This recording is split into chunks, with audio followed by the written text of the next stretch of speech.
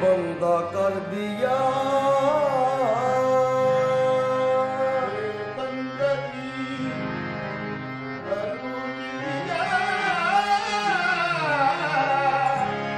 बंदा कर दिया तारा मेरे नसीब का ताबिंदा कर दिया इतनी बड़ी हजूर की बंदा नवाजिया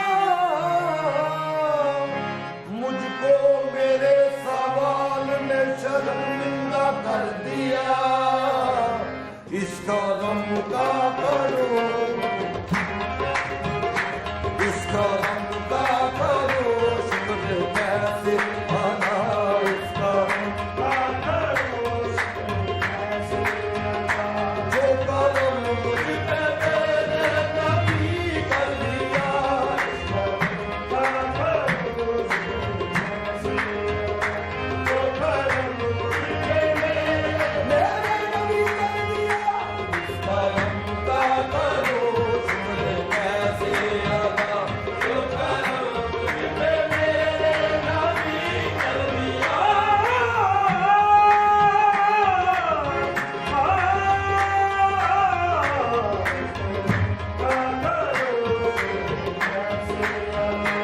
इसका गम का करो शुक्र कैसे अदा शुक्र कैसे अदा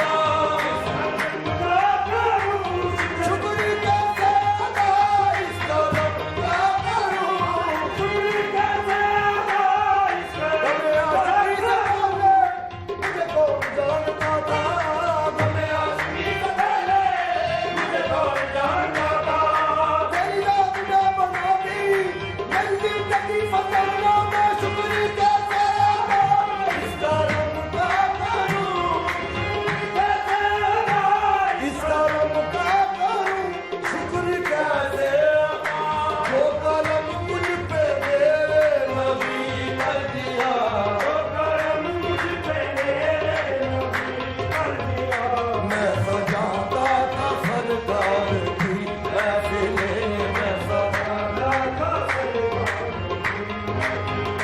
मुझको हर गम से रब ने भारी कर दिया सजाता था सरकार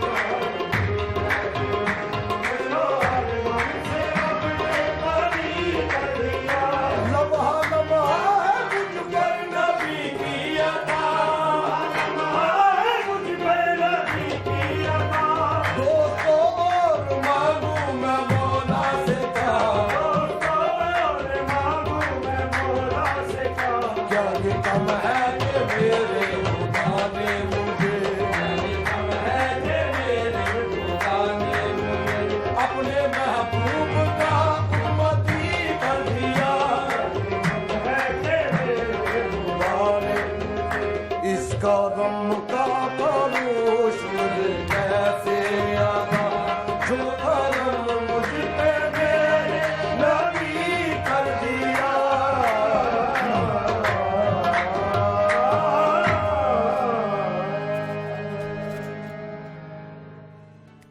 ख्वाजा साहब, बड़े सगीर में कवाली का आगाज़ कब हुआ? बर सग़ीर में कवाली का आगाज़ और इसका जो अरूज है, इसका आगाज़ हुज़ूर ख्वाजा मोइनुद्दीन चिश्ती अजमेरी गरीब नवाज़ की ज़ात पाक से हुआ।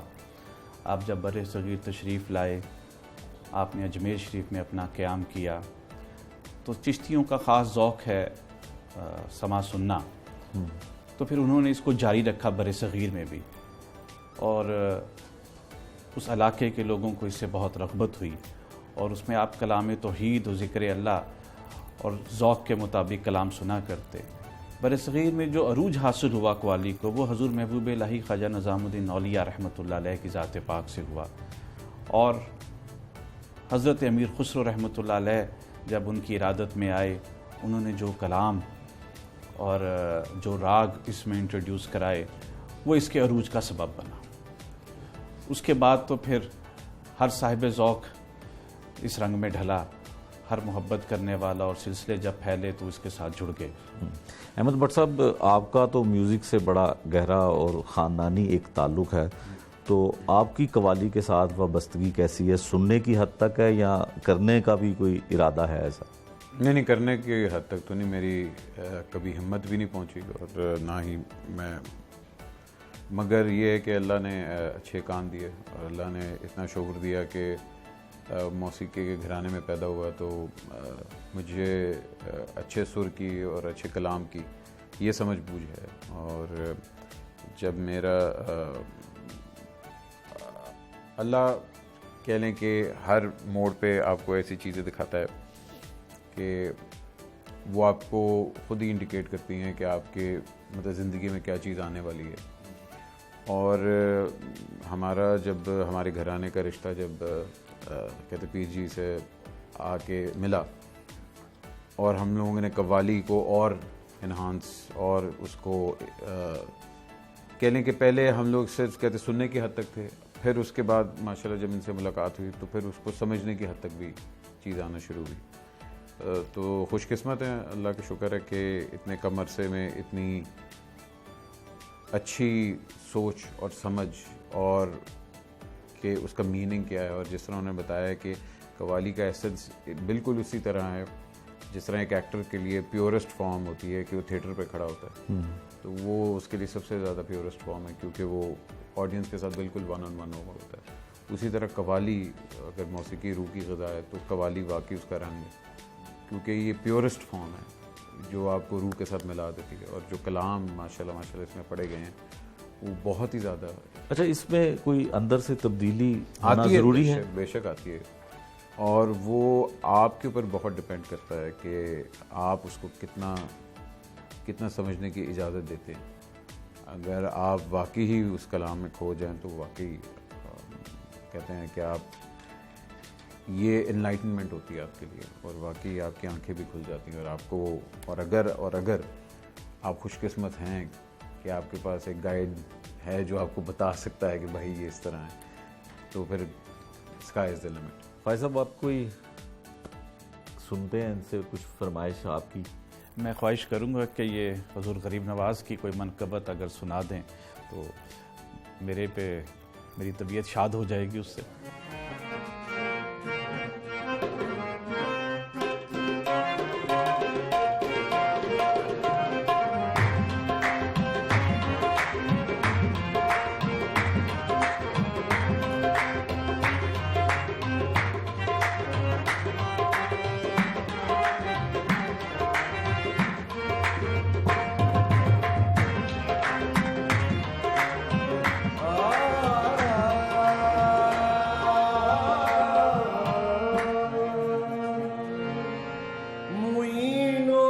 हसन आलम पना है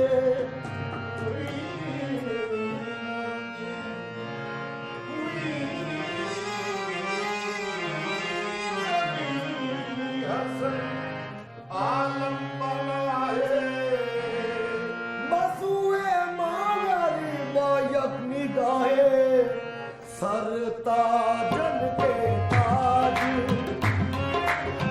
सरताजन के ताज मुई नबी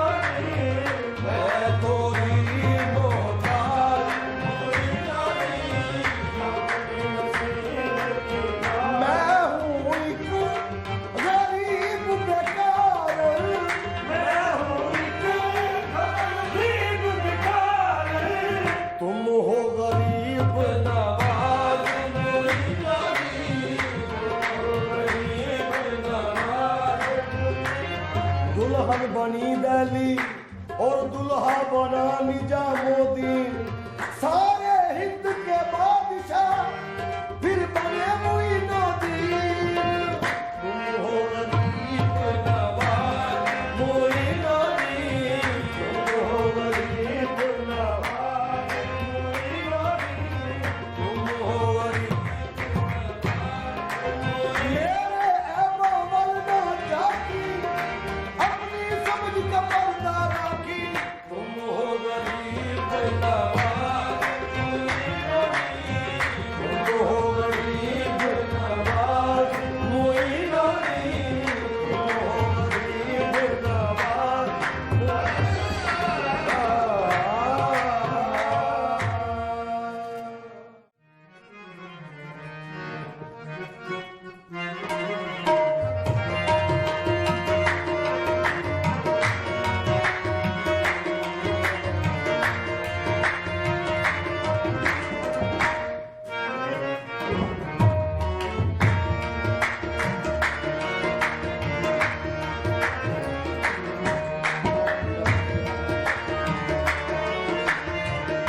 आपिया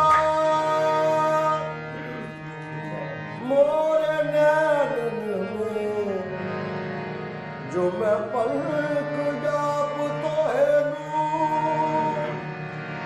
आपिया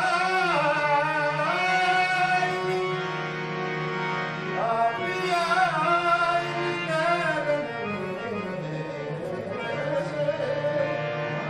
जो मैं पलक जाप तो है नूर।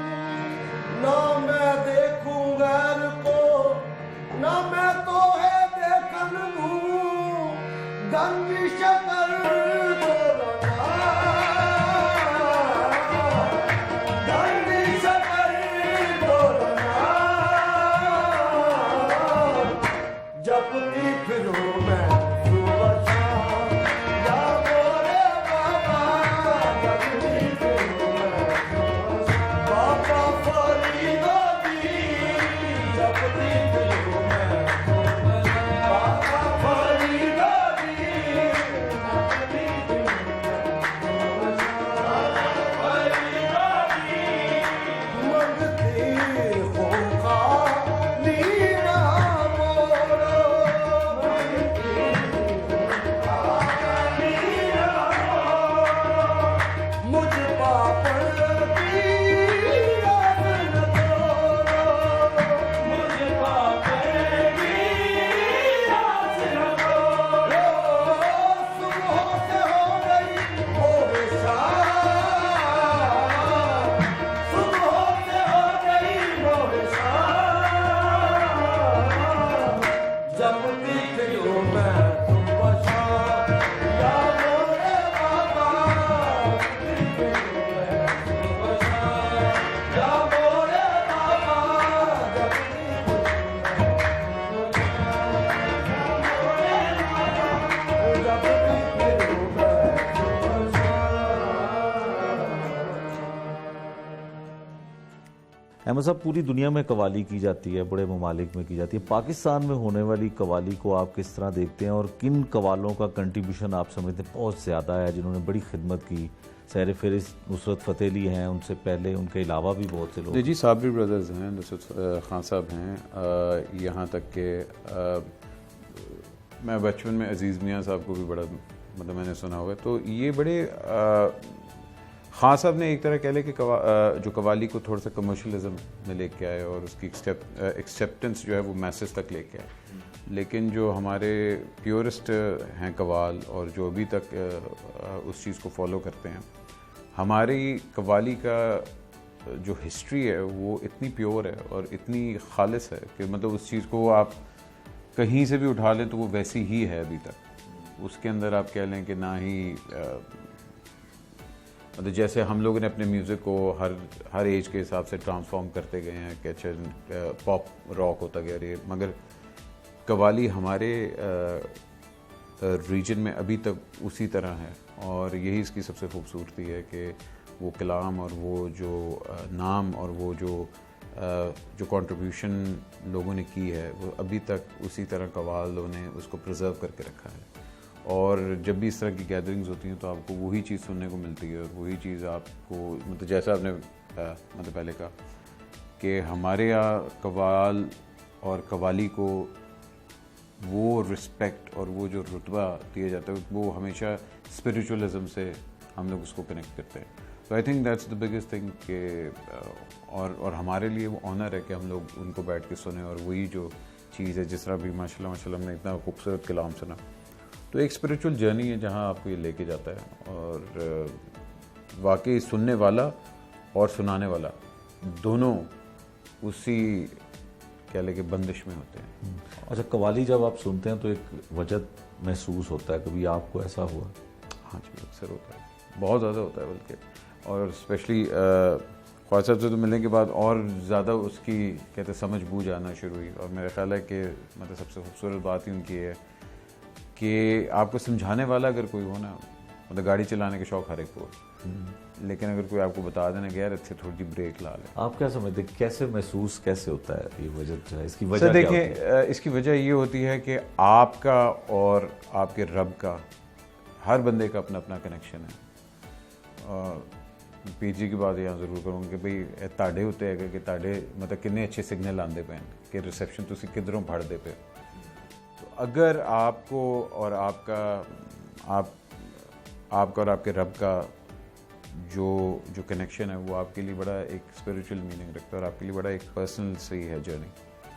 आई थिंक ये वो चैनल को खोल देता है कि आप बात कर सकते हैं, आप हाल दिल बयान कर सकते हैं और आप सुन सकते हैं कि कहाँ खड़े हैं आप, और बाकी देने वाला तो वही है।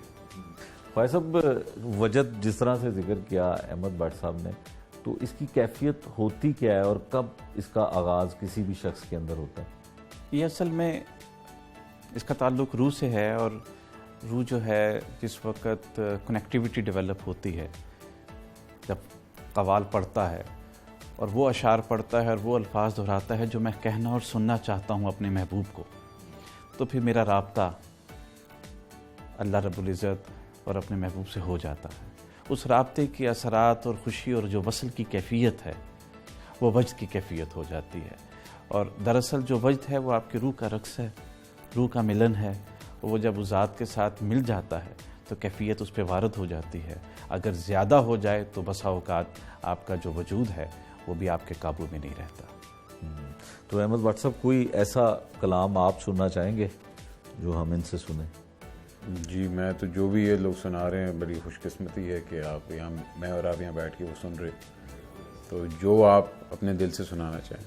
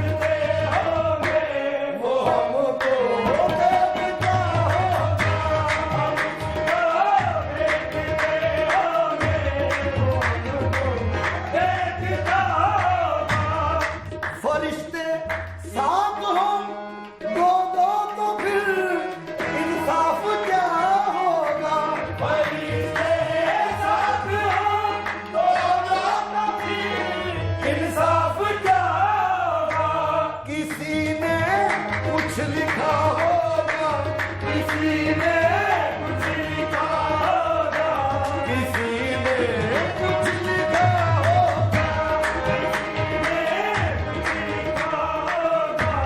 किसी ने कुछ लिखा होगा, मिलेगी शर्फ को जन्नत हमें दौलत।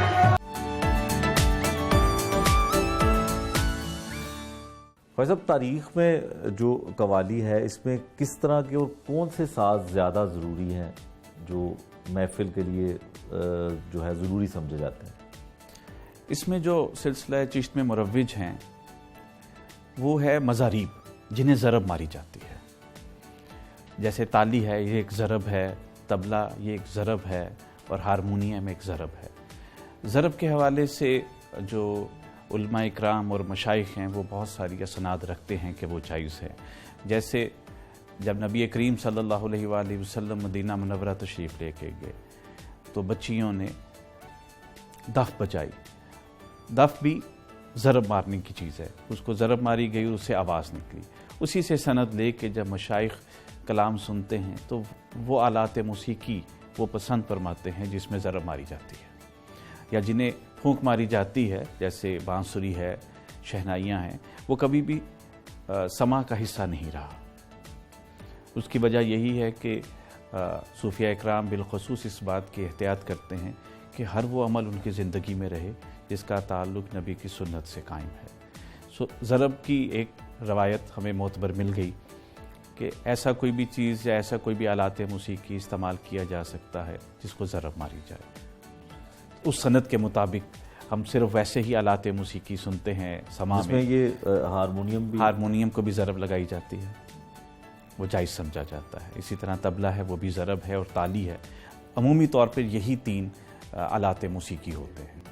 अच्छा, तारीख में कितने लोग कवाली करते हैं? आगाज़ जब इस चीज़ का हुआ बरसगीर में तो जैसे हारमोनियम पे एक या दो लोग होते हैं, पीछे हमनवा, कितने लोगों से इसका आगाज़ कितने लोगों से हुआ? ये तो एग्जैक्टली इसको हम नहीं कह सकते, लेकिन जो एक बड़ा खूबसूरत वाक़या मिलता है, एक मरतबा हज़ूर अमीर खुसरो रहमतुल्लाह अलैह अरसा दराज के बाद, सफ़र के बाद आप तशरीफ़ लाए दिल्ली शरीफ। आपकी एक आदत ख़ास थी कि जब आप दिल्ली आते तो आते ही पूछते कि मेरे शेख हज़ूर निज़ामुद्दीन औलिया महबूब इलाही की तबीयत और मजाज कैसा है। अहले शहर से पूछते। लोगों ने बताया कि आजकल उनकी तबीयत में एक रंज है और एक गम किसी कैफियत में रहते हैं और लोगों से मिलना जुलना भी नहीं है।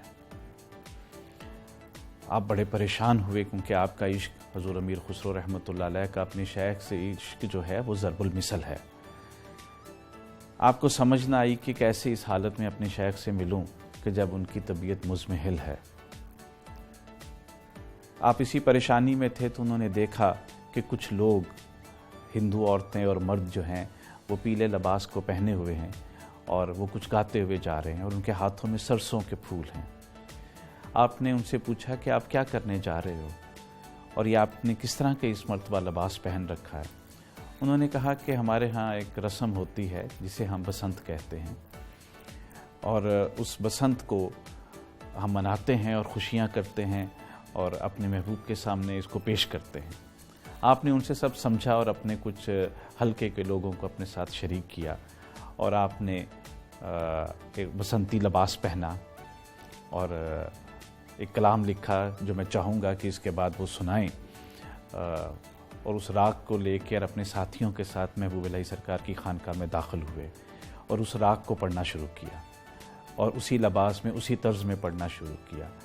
ये चूँकि एक नया रंग था खानकाह महबूब इलाही में, तो हज़ूर महबूब पाक बड़े हैरान हुए और पूछने लगे कि खुसरो ये क्या करते हो, और आपकी चेहरे पे शगुफ्तगी आ गई। आपकी शगुफ्तगी को देख के हज़ूर मीर खुसरो ने अर्ज़ किया कि हज़ूर सिर्फ़ इसके लिए ये रूप लिया है कि आपकी तबीयत खिल उठे। तो वो कितने लोग थे ये तो पता नहीं, लेकिन टोली के साथ गाना मुरव्विज रहा है।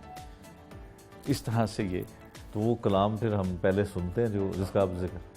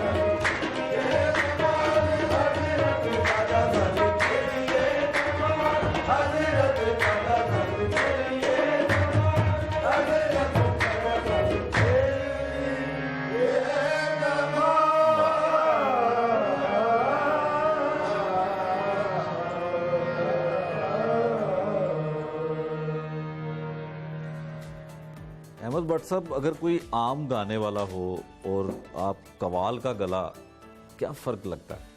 वो नॉर्मली आपके आम जो गुलकार हैं उतनी नहीं होती, और वो कह लें कि थ्रो और वो जो पावर है और वो जो सस्टेन है वो कवालों की आवाज़ में इसलिए भी होती है बिकॉज उनका रियाज इतना पक्का होता है, उनकी रेंज इतनी वर्सेटाइल होती है कि और सबसे खूबसूरत बात होती है कि उन्होंने ये काम हर रोज़ कर रहे होते हैं, तो उसकी वजह से जो एक नॉर्मल जो गुलकार हैं वो उस रेंज तक नहीं पहुंच पाते, तो इसलिए बहुत ज़्यादा फ़र्क होता है।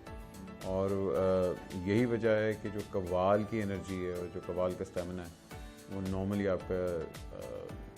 आपकी जो नॉर्मल सिंगर्स हैं वो नहीं मैच कर पाते। अच्छा, आपने अभी अजीज़ मियाँ का भी जिक्र किया, हाँ जी, नुसरत फ़तेह अली साहब का भी किया, लाइव सुनने का मौका इनको? मैंने अजीज़ मियाँ साहब को सुना हुआ था, उनको भी लाइव सुना हुआ है, और मैंने नुसरत फ़तेह अली खान साहब को भी सुना हुआ है, मैंने साबरी ब्रदर्स को भी सुना हुआ है।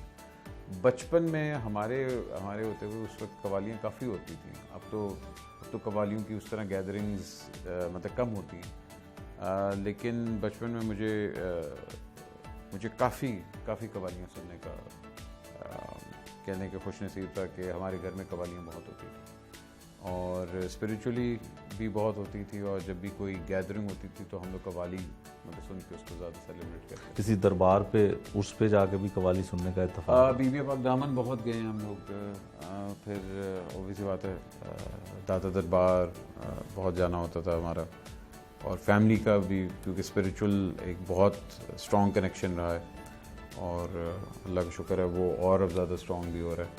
तो कह लें कि हाँ, मतलब हमारी पूरी फैमिली का इसके साथ एक बहुत स्ट्रॉन्ग लिंक रहा है, और यहाँ तक कि मैडम को भी बहुत शौक़ था कव्वाली सुनने का, बहुत ज़्यादा शौक़ था। अच्छा, जब मैडम सुना करती थी तब तो मेरे ख़िलाफ़ बहुत छोटे होंगे, या हम लोगों को तब नॉर्मली कह दिया जाता था कि अब तुम्हारे स्कूल का टाइम हो गया, जाओ सो जाओ मगर फिर भी क्योंकि मतलब घर में कवाली हो रही होती थी, तो मतलब जुमे वाले दिन मतलब फ्राइडेज़ को स्पेशली, तो वो हम लोग बैठ के सुनते थे।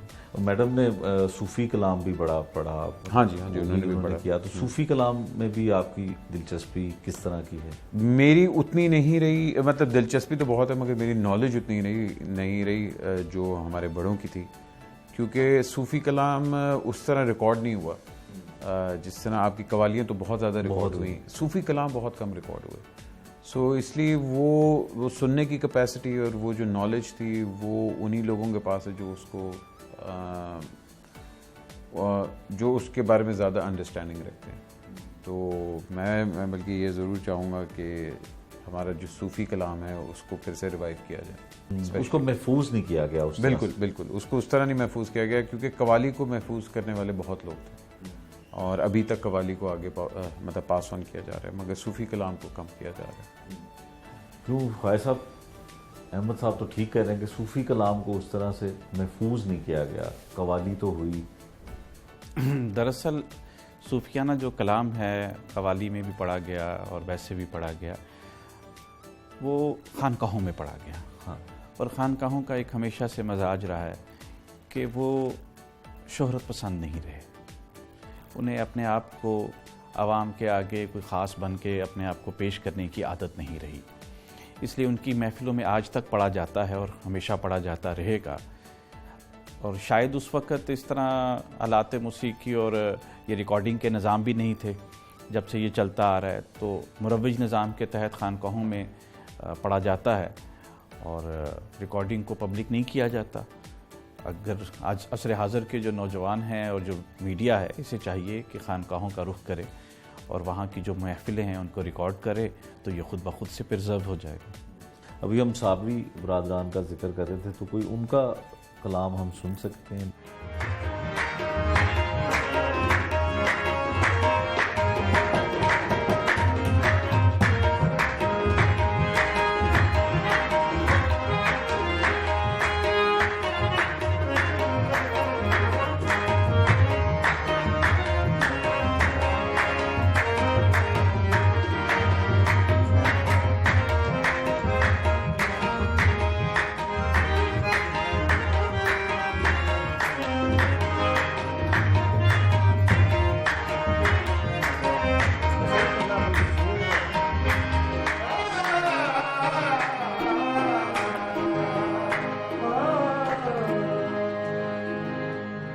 कर दो जोली मेरी या मोहम्मद, कर दो जोली मेरी या मोहम्मद, लौट कर मैं न जाऊंगा खाली, कर दो जोली मेरी या मोहम्मद, लौट कर मैं न जाऊंगा खाली, कर दो जोली मेरी या मोहम्मद, लौट कर मैं न जाऊंगा खाली, जोली मेरी या मोहम्मद, लौट कर मैं जाऊंगा खाली, भर दो जोली मेरी या मोहम्मद, भर दो जोली मेरी या मोहम्मद, लौट कर मैं न जाऊंगा खाली, हो लौट कर मैं न जाऊंगा खाली, नवाज़ों का सदका हो, नवाज़ों का सदका हो, घर में आओ बन कर सवारी, नवाज़ों का सदका हो, घर में सवारी, नवाज़ों का सदका हो, घर में आया बन कर सवारी, नवाज़ों का सदका हो,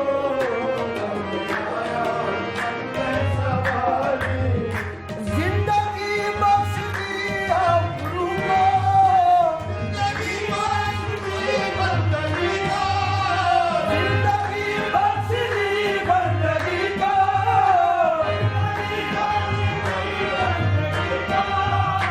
आबरूदी ने हक की बचाई हो, आबरूदी हक की बचाई, आबरूदी ने हक की बचाई हो, आबरूदी ने हक की बचाई, वो मोहम्मद का प्यारा नवासा, मोहम्मद का प्यारा नवासा, जिसने सजदे में गर्दन झुका ली, मोहम्मद का प्यारा नवासा, गर्दन झुका ली, मोहम्मद का प्यारा नवासा,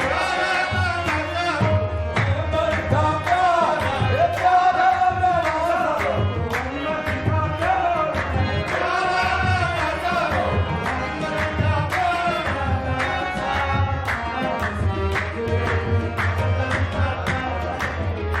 जिसने सजदे में गर्दन कटा दी,